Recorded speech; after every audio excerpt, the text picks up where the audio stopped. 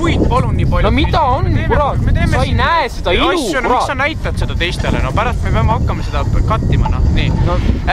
No lisaks Aadamile Eevale, keda me tegelikult nägime praegu ja rääkisime pikka juttu, on siin tegelikult ka muid väga värvikaid ja põnevaid tegelasi. Tere!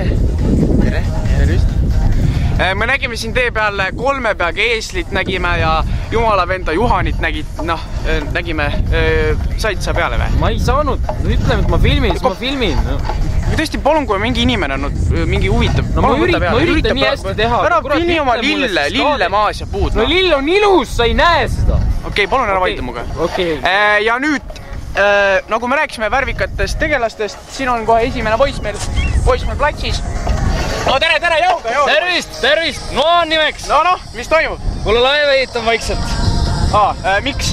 Jumala käsul! Oota, mis see jumal siis käiskib täpsemalt? Aane on inimeste peale. Miks siis? Viies ristpea kohe. Viies ristpea, seal. Et vana, sa pole tööd teinud kunagi. Viies ristpea. Vabandust. Oota, aga miks sa laeva ehitad ikkagi? Mis see sealt sellega on, et ta pahane on? Mis see on? Katused on inimesed. Vana tahab kupetusele vee peale lasta. Ma pean laeva ehitama, et kõik loomad sisse ära mahuks ja ära saaks viia. Päris karm laks tegelikult ju.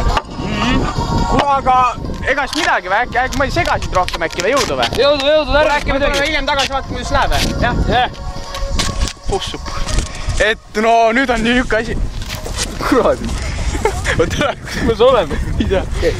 Nüüd on niisugune asi, et no tegelikult see on suht põnev värk, me seda ei teadnudki, et see on niisugune asi käib. Vaat, tuleme hiljem tagasi. Aga nüüd läheme siis, kuule, räägime jumalaga.